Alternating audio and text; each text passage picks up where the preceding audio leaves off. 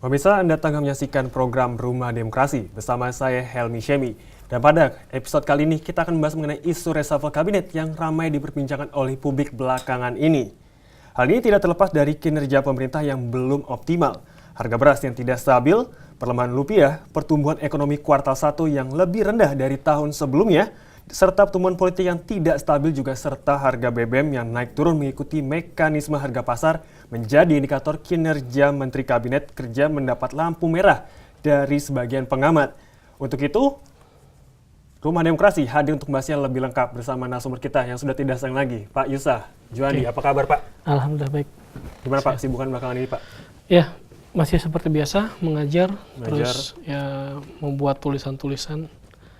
Terakhir di mana Pak tulisannya, Pak? Dibuat di mana, Pak? Di Pikiran Rakyat. Mengenai? Soal Kapolri.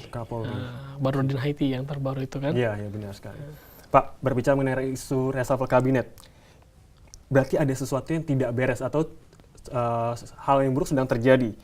Menurut Bapak kondisi ini seperti apa sih, Pak? Atau ada aspek-aspek yang kira-kiranya bisa membuat isu reshuffle kabinet ini semakin mencuat, Pak? Ya, isu reshuffle kabinet itu kan muncul karena ketidakpuasan masyarakat terhadap kinerja pemerintahan, khususnya beberapa kementerian. Yang berarti kalau kita melihat bagaimana kinerja beberapa kementerian, kalau dianggap tidak baik, maka perlu ada evaluasi. Nah, masyarakat atau beberapa kelompok masyarakat memandang evaluasi itu bisa dilakukan dengan cara mengganti menteri yang bersangkutan. Gitu. Jadi ada beberapa menteri yang memang dianggap tidak memiliki kinerja yang baik ya selama kurang lebih 6 bulan pemerintahan Jokowi JK. Namun apakah dari 6 bulan ini sudah bisa diukur tolak keberhasilan maupun kegagalan dari pemerintah kita yang saat ini, Pak? Kalau secara umum memang tidak bisa dijadikan tolak ukur kegagalan ya. Cuma sebagai langkah ke depan, apakah pemerintah akan berhasil menjalankan programnya, mungkin itu bisa. Karena pada umumnya program 100 hari pemerintahan ini berlaku hampir di beberapa pemerintahan, termasuk pemerintahan saat ini, pemerintahan Jokowi JK. Bahkan Andi Wijayanto pun sewaktu Pilpres kemarin, ketika dia menjadi tim sukses pemenangan Jokowi JK, pernah mengutarakan beberapa program prioritas yang akan menjadi 100 hari program pemerintahan Jokowi JK. Di antaranya soal revolusi mental, terus juga reformasi birokrasi, terus juga soal masalah pembangunan infrastruktur perekonomian, dan lain sebagainya. Nah, ada beberapa aspek itu, Mbak, mana yang Mbak lihat cukup mengalami kegagalan atau masih belum berhasil? Yang belum berhasil diantaranya soal revolusi mental, kita lihat kasus korupsi ya, karena kan revolusi mental ini yang subindikatornya adalah salah satunya kasus korupsi, pemberantasan korupsi. Masalah kasus konflik antara KPK dengan Polri sebelumnya sangat menyita perhatian dan itu menjadi pembicaraan yang sangat hangat.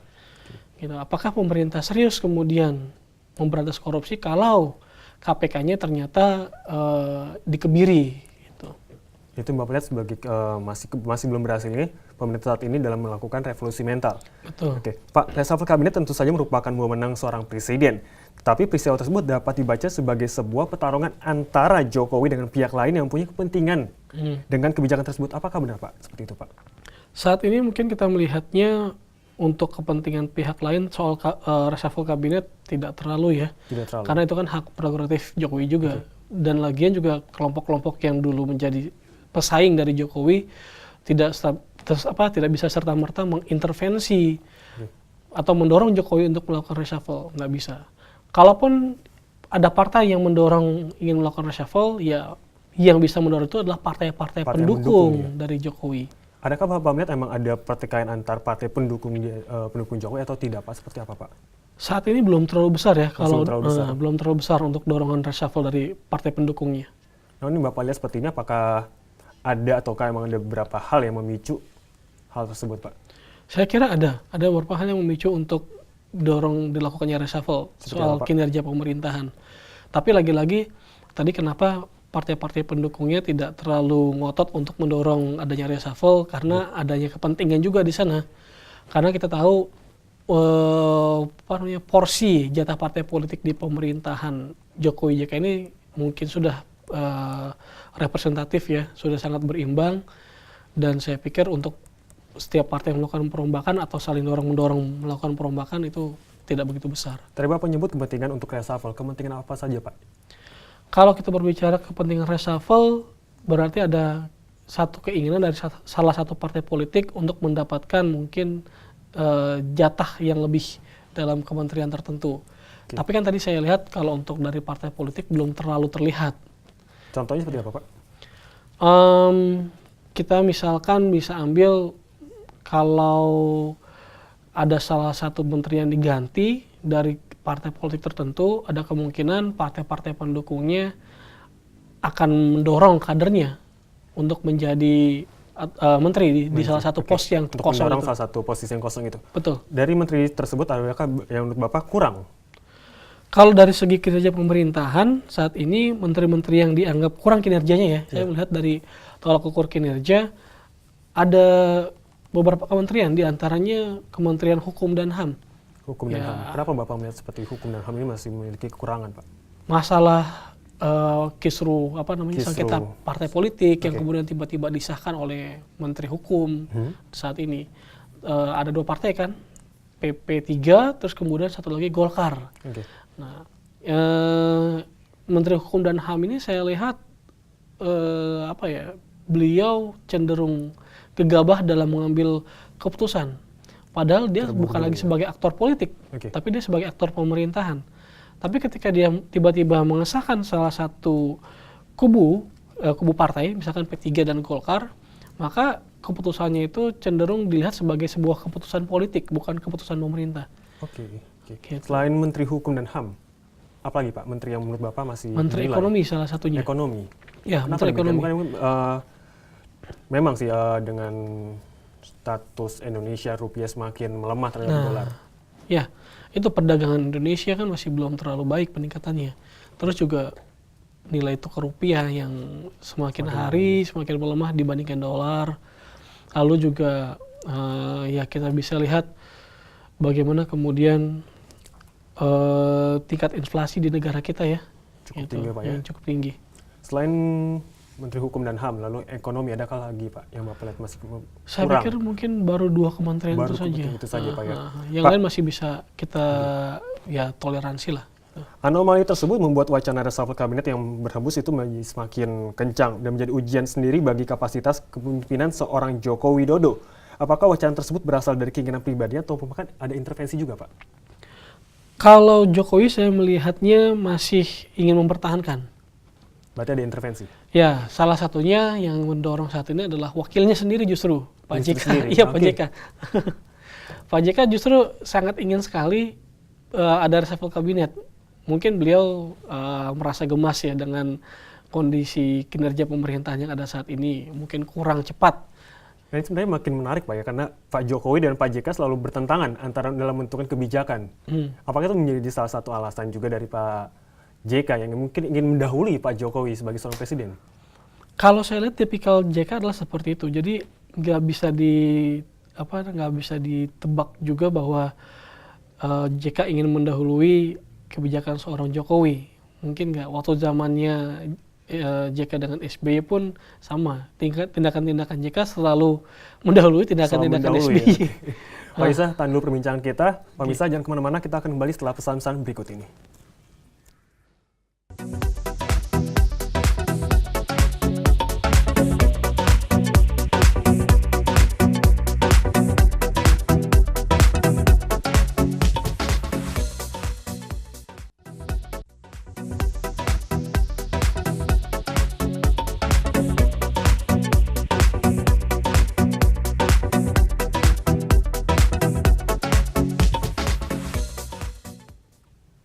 Pemirsa, terima kasih karena tetap bersama program Rumah Demokrasi. Dan kita akan melanjutkan perbincangan kita mengenai isu reshuffle kabinet. Pak Yusa, pentingkah isu reshuffle kabinet ini sendiri menurut Bapak? Menurut saya penting. Kenapa, Karena Pak? kalau pemerintahan sudah tidak berjalan dengan baik, maka perlu dicari penyebabnya. Nah, ketika penyebab itu sudah ketemu, maka ya perlu diperbaiki. Karena kalau tidak diperbaiki akan menjadi penyakit yang semakin lama meluas. Gitu, ibaratnya seperti itu. Penyebab utama Pak, apa yang menyebabkan reshuffle kabinet ini harus dilakukan? Penyebab utama kita harus bicara soal bagaimana sih pemerintah melayani masyarakat ke depan kan dengan program-programnya. Kalau ternyata program-program itu tidak berjalan, maka ya mau tidak mau pemerintah harus mengambil langkah cepat. Salah satunya mengganti menteri yang bersangkutan dengan menteri yang mau bekerja. Karena kan kita tahu kabinet pemerintahan sekarang ini adalah kabinet kerja. Kalau kita berbicara kabinet kerja, kita inginnya, Jokowi kan inginnya pemerintahnya cepat bekerja. Sesuai dengan rencananya JK juga. Yeah. Kan JK ingin supaya pemerintahnya cepat dalam bekerja. Tapi ketika ada kementeriannya, ada menteri-menterinya yang tidak cepat dalam bekerja, atau cenderung masih memoles citra dirinya, maka ya harus segera diganti. Nah, tadi kita berbicara mengenai Jokowi dan JK, dan di mana JK yang suka mendahului untuk kebijakan Jokowi. Siapa yang sebenarnya lebih ngotot, Pak? Pak JK? JK saya lihat. Apa alasan utama JK? Ya, tipikal JK adalah tipikal yang menurut saya justru lebih banyak bekerjanya ya. Tipikalnya lebih banyak bekerjanya. Bukan Jokowi yang lebih suka Ya, Jokowi juga sama sebenarnya. Dia juga tipikal orangnya bekerja. Yeah. Cuma dari segi kecepatan, saya lihat JK lebih punya itu. Lebih punya kecepatan. Ya. Waktu zamannya dengan SBY juga sama. Ya. Okay. Partai-partai pendukung yang punya andil mengangkat Jokowi sebagai capres pada pemilu tahun lalu, Pak. Terutama PDIP yang menemui Jokowi kemarin melalui perantaraan Puan Maharani. Ada nama Puan Maharani di sini, Pak. PDIP beralasan bahwa ada beberapa kementerian tidak bekerja secara maksimal. Apakah sesungguhnya di balik pertemuan itu, dan apakah PDIP ini dan partai-partai lain ingin memasukkan orang-orang yang direkomendasikan? Ya, saya pikir seperti itu. Meskipun tadi saya katakan PDIP tidak terlalu ngotot ya, ataupun partai-partai pendukung Jokowi yang lain tidak terlalu ngotot, tetapi ketika peluang itu ada, bukan berarti tidak dimanfaatkan oleh mereka. Pasti dimanfaatkan. Nah, semisal Jokowi jadi mengganti beberapa menterinya, maka otomatis partai-partai pendukungnya juga akan menyodorkan nama-nama yang akan ditempatkan pada menteri yang kosong itu. Siapa saja, Pak? Nama-nama yang mungkin mengganti. Bapak menyebutkan ada Menteri Hukum HAM dan juga tadi ada ekonomi. Ya, kita belum bisa memprediksi nama-nama yang akan dimunculkan karena saat ini juga untuk dorongan reshuffle dari internal partai pendukung pun belum terlalu kuat. Partai mana, Pak? Selain PDIP yang mungkin ingin memasukkan Nasdem sepertinya. Nasdem. Kenapa Bapak pikiran seperti itu, Pak? Ya, karena posisi Nasdem dengan PDIP dari segi jumlah menterinya saat ini sama. Dan Nasdem ingin lebih dominan. Ya mungkin saja. Atau PDIP justru juga ingin melebihi Nasdem. Oke. Karena kan sebelumnya PDIP beberapa kader-kader PDIP sempat kecewa dengan Jokowi ketika pengumuman kabinet di awal-awal. Mengapa jumlah menteri mereka sama dengan jumlah menteri yang diberikan terhadap Nasional Demokrat? Nah, ini menjadi pertanyaan di internal PDIP sendiri. Kita lihat nanti apakah ketika reshuffle ini terjadi, jumlah menteri dari PDIP akan semakin bertambah atau tetap. Gitu. Jika bertambah? Jika bertambah berarti ada semacam balas jasa lah ya yang diberikan. Cuma kan tadi kan yang saya katakan ada beberapa menteri ya yang menurut saya dianggap layak untuk diganti. Salah satunya adalah Menteri Hukum dan HAM. Benar. Nah, Menteri Hukum dan HAM ini kan kita ketahui backgroundnya PDIP sebenarnya. Yeah. Nah, ketika misalkan dia diganti, berarti PDIP telah kehilangan satu kursi. Nah, kemudian bagaimana cara PDIP untuk mempertahankan jumlah kursi yang ada? Kemungkinan dia akan menyodorkan nama lain untuk mengganti Yosna sebagai Menteri Hukum. Adakah nama yang terbesit di benak Bapak yang pantas untuk menggantikan Menteri Hukum saat ini, Pak? Menteri Hukum dan HAM ada beberapa ya yang mungkin cocok.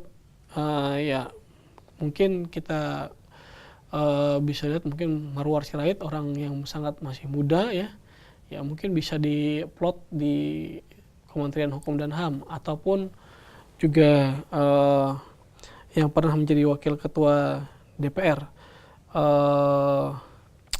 Siapa namanya? Saya lupa itu.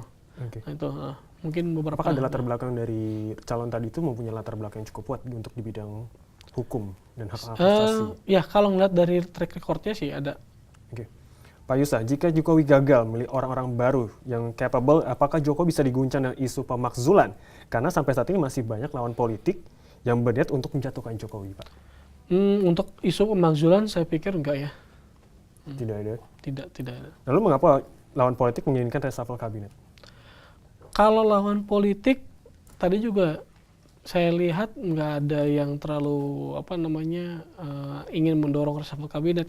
Kebanyakan saya baca di beberapa media bahwa ya orang-orang dari KMP juga bahkan cenderung menyerahkan itu kepada presiden karena menganggap itu adalah wewenangnya beliau. Wewenang dari presiden. Oke. Pak, apakah faktor masyarakat lah yang mempengaruhi adanya terjadinya reshuffle kabinet ini? Karena masyarakat menginginkan keajaiban untuk sejahtera dengan cepat mungkin. Indonesia maunya serba cepat. Ya, memang masyarakat menjadi salah satu faktor yang paling kuat ya. Jadi bukan karena dorongan dari lawan politik atau bukan dorongan yang terlalu kuat juga dari internal partai pendukung, tapi dari masyarakat. Seperti apa Pak yang sebenarnya diinginkan masyarakat Pak? Karena mereka begitu cepat tidak puas oleh pemerintah saat ini. Contohnya ketika kita melihat masalah kisruh KPK dengan Polri kan masyarakat sudah semakin jengah ya. Sudah berapa kali ini kisruh antara Polri dengan KPK. Masyarakat melihat kapan isu ini bakal selesai. Tiba-tiba muncul terus. Nah, yang seperti inilah yang membuat masyarakat jenuh. Tadinya pemerintahan Jokowi JK yang diharapkan bersih dari isu-isu seperti ini, tapi ternyata isu yang pernah terjadi di masa pemerintahan SBY muncul. Kembali terulang ya. Konflik KPK dengan Polri. Bahkan menurut saya dan menurut beberapa orang, kekisruhan ini jauh lebih parah dibandingkan dengan masa pemerintahan SBY. Gitu. Terus kita lihat bagaimana seorang Abraham Samad ya, tiba-tiba dicopot dari jabatannya. Terus juga kemudian bagaimana Bambang Wijoyanto juga sama. Lalu salah seorang penyidik KPK Novel Baswedan ya, yang kita ketahui dulu juga pernah tiba-tiba sekarang benar-benar ya menjadi target utama polisi, bahkan sudah menjadi seorang tersangka. Oke. Pak, selain isu KPK dan Polri, apakah ada isu lain Pak yang sebenarnya membuat masyarakat sudah gerah dengan pemerintah saat ini? Seperti PSSI atau dengan kesejahteraan masyarakat di bidang masih pangan? di bidang hukum termasuk kesejahteraan. Hukum dan kesejahteraan. Kalau soal PSSI saya pikir enggak. Oke. Soal hukum kita ketahui soal korupsi masih soal korupsi ya. Rencana pengangkatan Budi Gunawan sebagai Kapolri ya meskipun akhirnya tidak jadi, tapi ternyata diam-diam BG ini akhirnya menjadi Wakapolri. Dan ada hal yang menurut saya agak aneh ketika Jokowi mengatakan awalnya tidak mengetahui soal isu pelantikan BG. Yeah. Nah itu agak aneh, masa seorang presiden tidak mengetahui hal tersebut? Apakah ini kemudian kerjaannya menterinya atau kerjaan siapa? Sehingga dia tidak tahu. Gitu. Oke, tadi Bapak bicara kesejahteraan masyarakat. Kesejahteraan masyarakat. Ya, kita tahu sekarang ini kan harga BBM sangat fluktuatif. Benar. Beberapa bulan yang lalu naik, terus turun. Terus naik lagi saat ini. Nah itu kan sebenarnya mempengaruhi pertumbuhan perekonomian masyarakat. Daya beli masyarakat juga ikut terpengaruhi di sana. Oke. Di mana sekarang ini harga bahan pokok justru cenderung naik, tidak menyesuaikan dengan harga BBM. Karena kan ketika harga BBM naik, kemudian harga-harga naik, dan ketika BBM turun, belum tentu harga-harga turun. Ya, kita tahu tarif angkutan umum ketika sudah naik, tapi ketika harga BBM turun, banyak dari supir-supir angkutan umum yang tidak ingin menurunkan tarifnya. Begitupun dengan harga-harga bahan kebutuhan pokok. Kalau ada penurunannya tidak terlalu signifikan. Oke. Yang sangat disayangkan adalah tidak adanya sosialisasi dari jauh-jauh hari terkait kebijakan ini, sehingga masyarakat yang sebenarnya tadi mau menerima jika kebijakan itu, namun karena terlalu mendadak, masyarakat menjadi tidak puas dan tidak mau menerima hal itu. Bagaimana Pak dengan sosialisasi yang ada di BBM ini sendiri Pak? Ini menjadi sebuah kritik juga ya. Lain halnya dengan ketika masa pemerintahan SBY, ketika akan mengadakan perubahan harga BBM, ada sosialisasi terlebih dahulu. Ini kan tidak. Di pemerintahan Jokowi JK ini kita lihat beberapa kali kenaikan itu tiba-tiba. Penurunan pun tiba-tiba. Juga. Ya kalaupun ada pengumuman tidak selang berapa hari gitu ya, hanya beberapa jam saja. Nah ini kan tentu membuat masyarakat kaget. Masyarakat yang tadinya tidak siap, harus siap dengan memaksakan dirinya siap. Gitu. Pak Bisa, pembicaraan kita semakin menarik, tapi tahan dulu Pak. Rumah Demokrasi akan kembali setelah pesan-pesan berikut ini.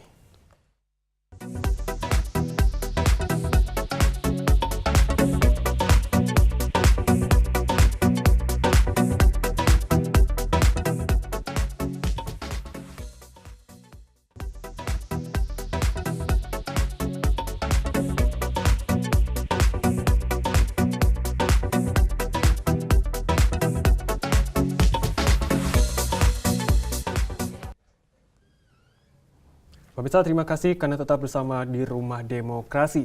Dan kita akan melanjutkan perbincangan kita yang semakin menarik dengan Pak Yusa. Pak, intervensi dari pendukung internal sendiri. Berarti Jokowi terlihat tidak percaya diri dengan kebijakan ataupun kepemimpinannya saat ini. Bagaimana menurut Bapak, Pak? Ya, karena kalau kita berbicara masalah kepercayaan diri seorang Jokowi, Jokowi juga punya batas kepercayaan dirinya. Pemerintahnya saat ini kan waktu dia menjadi presiden juga didukung oleh sejumlah partai. Kalau misalkan dia kehilangan kepercayaan dari partai-partai pendukungnya, maka otomatis akan berpengaruh juga terhadap kepercayaan dirinya dia. Oke. Berarti dia tidak sanggup untuk melaksanakan tugas tanpa dukungan. Betul. Oke. Kalau ya walaupun kita berbicara dalam prinsip demokrasi adalah pemerintahan itu dari rakyat, tapi kita tidak bisa menafikan atau menyingkirkan bahwa keberadaan partai politik juga penting. Karena nanti akan berpengaruh juga pada kebijakan-kebijakan pemerintah nantinya. Terutama ketika berhadapan dengan DPR. Gitu. Selain dari partai sendiri takutkan tidak mendapat dukungan dari partai sendiri, sedangkan seorang gubernur DKI Jakarta bisa melakukan itu. Apa sebenarnya yang ada di pikiran Jokowi, Pak? Jokowi juga ingin mencari jalan aman, menurut saya. Ya, ingin mencari jalan aman.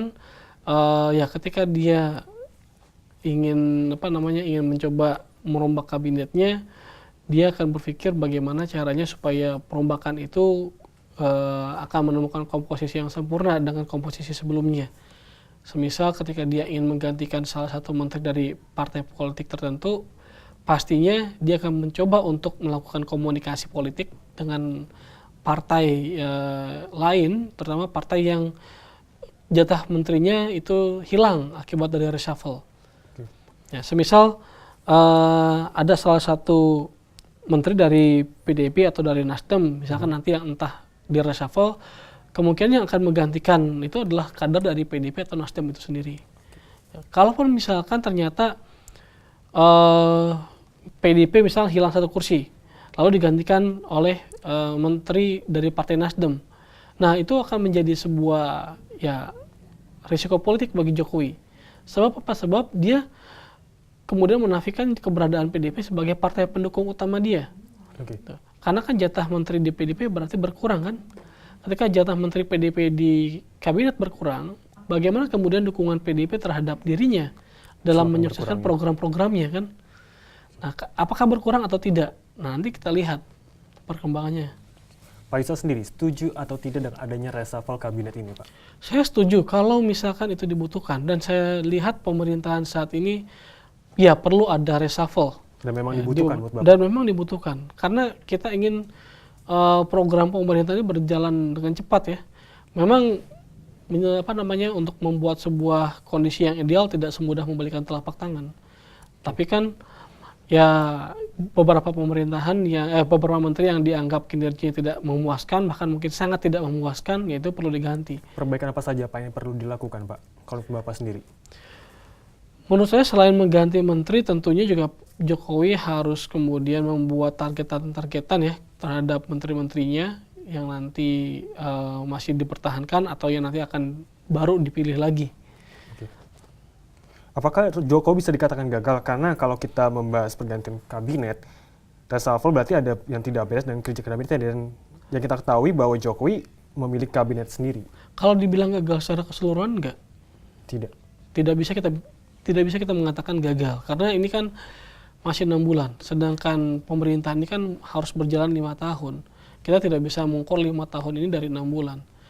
Terus, lalu mengapa penting mengganti kabinet kalau begitu? Karena kita ingin atau menginginkan bahwa pemerintahan ini segera merealisasikan janji-janjinya.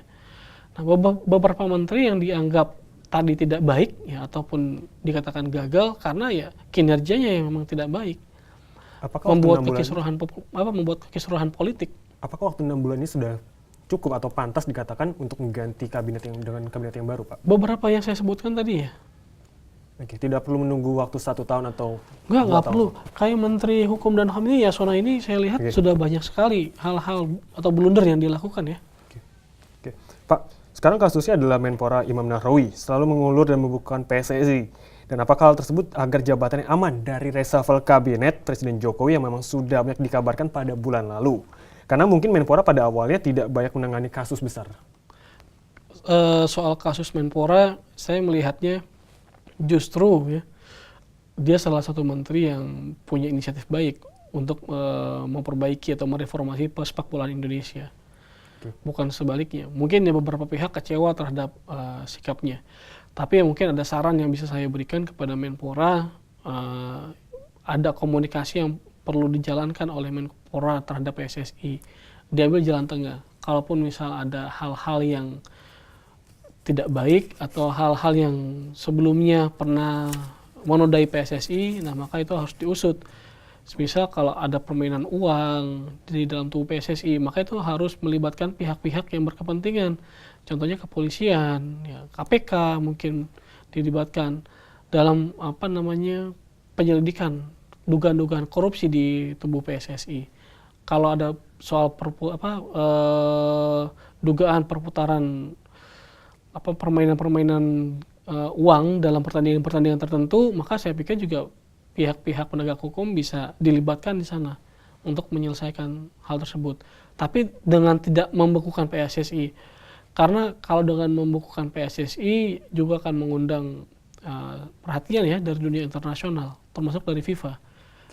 Berita mengatakan bahwa dengan cara membukukan PSSI akan membuat tim transisi. Apa buktinya, Pak? Saya lihat tim transisi ini juga beberapa nama-nama yang sebelumnya disebutkan mengundurkan diri. Memang tujuannya baik. Tapi tadi saya katakan kita tidak bisa tiba-tiba membekukan PSSI terus kemudian mengakibatkan kompetisi tidak berjalan. Ada cara yang lebih wise, yang lebih bijaksana. Seperti apa, Pak? Ya tadi melakukan komunikasi dengan PSSI. Dan saya pikir di internal PSSI masih adalah beberapa orang yang baik yang bisa diajak untuk bekerja sama untuk membersihkan PSSI itu sendiri. Oke. Wacana perombakan kabinet tampak diperkuat oleh dua konteks nasional. Pertama, ada gonjang-ganjing politik yang menguras energi bangsa selama berbulan-bulan, Pak. Termasuk dalam isu ini adalah fenomena gesekan antar lembaga pemerintahan. Dan kita menyaksikan sendiri dengan gamblang ketegangan antara KPK saat ini dengan Polri. Yang Bapak sebutkan di segmen-segmen awal. Mahkamah Agung dan Komisi Yudisial, Kementerian Pemuda dan Olahraga dan PSSI juga. Serta perpecahan sejumlah partai politik dan yang kemudian menyeret peran negara ke sana kemari, kedua pihak. Dan yang kedua, Pak, ada berbagai jejak pendapat publik dari sejumlah lembaga yang menunjukkan kemerosotan tingkat kepuasan publik terhadap berbagai kebijakan dan jalannya pemerintahan saat ini. Soal kemerosotan itu memang ada. Kemerosotan kepercayaan ya, kepercayaan publik terhadap pemerintahan itu ada. Ya tadi tidak terlepas dari program-program yang belum sepenuhnya terrealisasi, terutama masalah ekonomi dan juga masalah hukum. Ekonomi dan hukum lagi. Ekonomi dan hukum. Untuk PSSI sendiri, apakah nama Imam Nahrawi Imam Nahrawi saya pikir tidak sepenuhnya sepakat bahwa dia adalah troublemaker. Enggak. Tidak semua orang sepakat. Ada yang bahkan cukup banyak orang yang berharap pada sosok Imam Nahrawi dapat membawa membantu membawa perubahan bagi PSSI. Berarti dia aman dari daftar reshuffle kabinet, Pak ya? Iya, saya pikir aman. Agar yang terpenting Imam Nahrawi itu tidak terlalu jauh ikut campur ya. Selama dia tidak terlalu jauh ikut campur, saya pikir itu akan baik-baik saja. Apakah situasi nasional mutakhir tersebut memberikan sinyal akan perlunya perombakan kabinet, Pak? Ya. Seperti apa, Pak? Ya, misalnya kita lihat dalam konteks hukum, kisruh tadi kan yang dibilang adalah KPK dengan Polri, terus juga beberapa gesekan-gesekan lembaga-lembaga pemerintahan yang lain, itu juga menjadi indikasi bahwa menteri yang dikasih wewenang untuk menangani masalah tersebut ternyata tidak capable atau tidak memiliki kemampuan. Alasan apa saja sih, Pak, yang sebenarnya menjadi latar belakang perlunya reshuffle kabinet ini? Selain Bapak menyebutkan ada masalah ekonomi dan juga HAM. Masyarakat kita kan tentu perlu mendapatkan prioritas kesejahteraan. Salah satunya yang dijanjikan oleh Jokowi adalah kartu Indonesia Sehat atau kartu Indonesia Pintar kan. Nah, itu tidak dapat terrealisasi seandainya ya pemerintahan itu tidak segera bertindak dengan cepat dalam merealisasikan. Nah, untuk mendukung kartu Indonesia Sehat, kartu Indonesia Pintar kan tentu salah satunya diperlukan dukungan anggaran, pengelolaan anggaran yang baik. Nah, pengelolaan anggaran ini kan tidak hanya apa namanya tidak bisa hanya disalahkan kepada DPR, tapi juga kepada pemerintah itu sendiri. Nah, siapa yang kemudian mengelola anggaran di pemerintahan di internal eksekutif? Ya, Menteri Perekonomian. Oke. Gitu. Selain untuk bidang kesehatan sendiri, apakah ada bidang-bidang lain? Mungkin dari segi pangan ataupun pangan, Oh iya, transportasi dan sebagainya, Pak? betul. Pangan termasuk dan reformasi birokrasi ya. Soal pangan juga kita lihat kekisruhan soal beras plastik ya saat ini. Ya, saat ini sedang ramai Wah, ini dibicarakan. sangat ramai dan ini menjadi perhatian masyarakat sebab masyarakat khawatir dengan adanya keberadaan beras plastik. Nah, Jokowi kan punya program tentang ketahanan pangan. Seharusnya program ketahanan pangannya diintensifkan dan diberdayakan secara maksimal.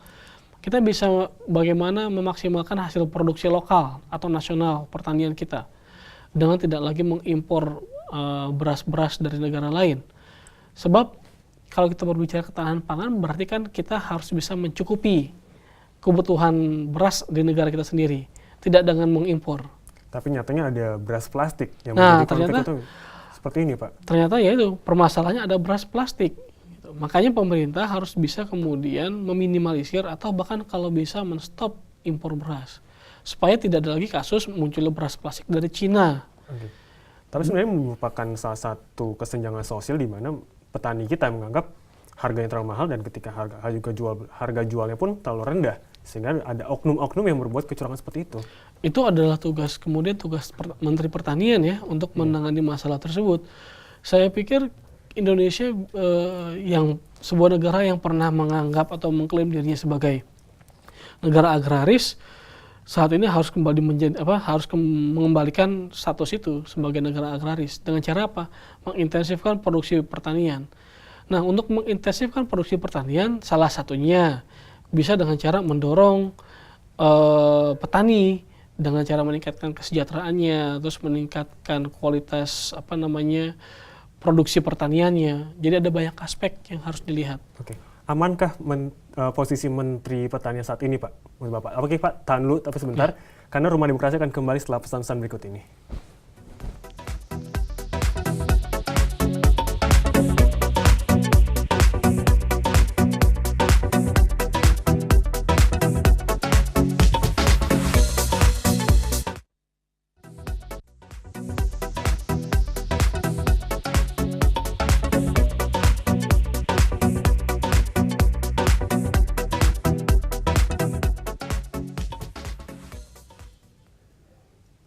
Pemirsa, terima kasih karena tetap di Rumah Demokrasi. Dan kita akan melanjutkan perbincangan kita yang sudah masuk ke segmen akhir bersama Pak Yusa. Pak, tadi kita agak terputus pertanyaannya. Menteri Pertanian, apakah posisi beliau aman dengan adanya kasus beras plastik ini, Pak? Saat ini saya pikir masih aman. Masih aman? Karena untuk masalah permasalahan beras plastik tidak hanya bisa sepenuhnya menjadi tanggung jawabnya beliau.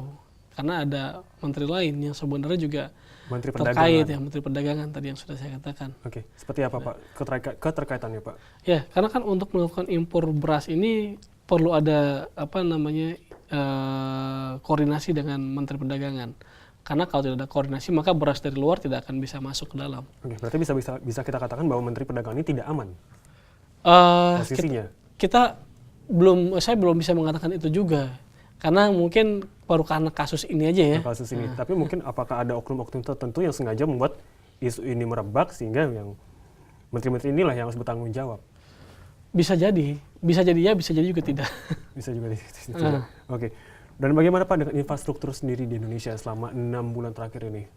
Infrastruktur di Indonesia sudah cukup baik dan kalaupun ada kekurangan, saya lihat mungkin untuk Indonesia Timur ya yang masih perlu untuk terus ditingkatkan. Seperti apa yang perlu ditingkatkan, Pak? Semisal untuk pembangunan jalan, terus juga kemudian pembangunan pelabuhan-pelabuhan, perbaikan infrastruktur jalan, jembatan, pelabuhan. Untuk transportasi sendiri, Pak, bagaimana Pak? Menteri Perhubungan dan Transportasi. Sudah baik, sudah baik. Pak Ignatius Johan saya lihat dia punya visi yang bagus ya ke depannya. Dan dia punya action yang sempurna lah saya bilang. Namun masyarakat masih belum puas dengan adanya kondisi Jakarta yang semakin hari semakin macet dan juga kondisi antar pulau yang masih sulit terhubung Ya itu kan adalah PR yang masih perlu dijalankan. Dan saya pikir juga untuk merencanakan apa yang pernah dikatakan oleh Jokowi ketika Pilpres adalah untuk membangun tol tol maritim ya, tol laut itu pekerjaan rumah yang tidak bisa dilakukan sebulan, 2 bulan atau setahun, tapi mungkin 2 tahun. Karena untuk pembangunan infrastrukturnya perlu melaksanakan waktu yang sangat lama. Yang terpenting adalah tahapan itu harus sudah mulai dilakukan dari sekarang oleh Menteri Perhubungan. Harus dilakukan dari sekarang. Pergerakan apa saja Pak yang sudah dilakukan oleh Menteri Perhubungan hingga saat ini dan bisa kita katakan posisi beliau aman? Ya, untuk membangun tol laut ini saya lihat sudah ada beberapa rencana-rencana pemerintah, diantaranya dengan memperbaiki infrastruktur pelabuhan ya, terus juga mengintensifkan gerakan transportasi laut ya, dari yang sebelumnya 1 menjadi kemudian 2 atau 3. Ya. Pak, apa dampak bila reshuffle ini benar-benar terjadi? Kalau reshuffle terjadi, menurut saya akan ada semacam tarikan kepentingan dari internal partai politik. Atau mungkin bahkan juga kalau tiba-tiba ada partai lain di luar pemerintahan yang tiba-tiba ingin masuk. Nah, ini kan ada beberapa kemungkinan kan? Ini sangat menarik nih. Seperti apa Pak? Nah, mungkin partai saja politik yang ada kemungkinan untuk masuk. Mungkin saja tiba-tiba Golkar. Karena kita ketahui bahwa Golkar dari dulu juga selalu bermain di atas 2 kaki. Ya mungkin saja dengan posisi JK sebagai wakil presiden ya, dan terus dengan ada komunikasi yang intensif antara ARB dengan Yusuf Kalla akan memungkinkan adanya kader Golkar yang ditarik pemerintahan seandainya ada reshuffle. Adakah satu nama dari Partai Golkar yang menurut Bapak? Belum ada. Belum ada ya? Belum ada. Oke. Pak, apa harapan Bapak untuk reshuffle kabinet ini Pak nantinya? Dengan adanya reshuffle, terjadi ya? Saya berharap pemerintah semakin cepat bekerja. Ya, kita ingin bahwa pemerintahan Jokowi JK dengan cepat mewujudkan program nawacitanya, terus juga sesuai dengan slogannya kerja, kerja, dan kerja. Kalau kita berbicara slogan itu, maka ekspektasi kita adalah apa yang diinginkan oleh rakyat cepat terwujud. Cepat terwujud. Betul. Kita bisa sebut lagi ada segi dari aspek HAM yang masih kurang dan juga hukum HAM, ya hukum dan HAM, ekonomi. Ya, udah itu dulu. Berarti itu menjadi nilai negatif dari kabinet saat ini dan harus segera diperbaiki nih Pak ya. Betul. Dan pemirsa, dengan segala pertimbangan itulah diharapkan kabinet kerja bisa baik lagi dalam menjalankan program-program yang sudah direncanakan dan usung Presiden oleh Joko Widodo, sehingga pembangunan dan kepentingan rakyat akan segera dapat dirasakan. Dan itulah pemirsa, akhir dari segmen keempat ini juga sekaligus menutup perjumpaan kita pada episode kali ini, yaitu isu reshuffle kabinet. Terima kasih Pak Yusuf telah kehadirannya di sama-sama episode kali ini Pak. Dan saya juga mengucapkan terima kasih untuk kru yang bertugas. Saya Helmi Syemi dan undur diri dan sampai jumpa.